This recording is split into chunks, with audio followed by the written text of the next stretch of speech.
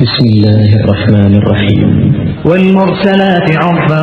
فالعاصفات عصفا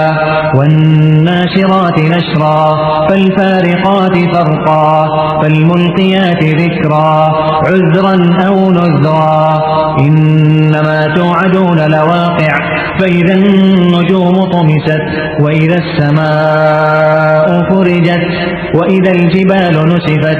وإذا الرسل أقتت لأي يوم أجلت ليوم الفصل وما أدراك ما يوم الفصل ويل يومئذ للمكذبين ألم نهلك الأولين ثم نتبعهم الآخرين كذلك نفعل بالمجرمين ويل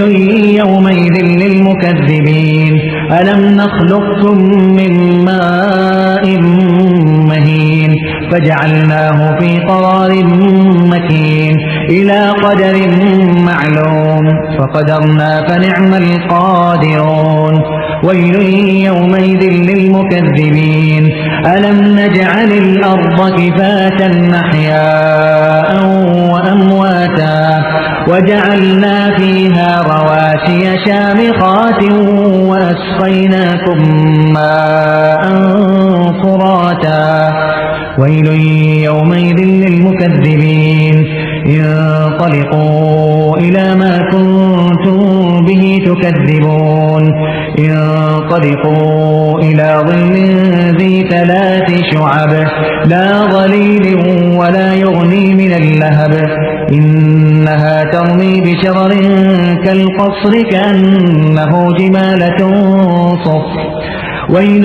يومئذ للمكذبين هذا يوم لا ينطقون ولا يؤذن لهم فيعتذرون ويل يومئذ للمكذبين هذا يوم الفصل جمعناكم والأولين فإن كان لكم كيد فكيدون ويل يومئذ للمكذبين إن المتقين في ظلال وعيون وفواكه مما يشتهون كلوا واشربوا هنيئا بما كنتم تعملون إنا كذلك نجزي المحسنين ويل يومئذ للمكذبين كلوا وتمتعوا قليلا إنكم مجرمون ويل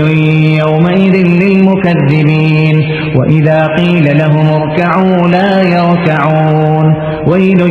يومئذ للمكذبين فبأي حديث بعده يؤمنون.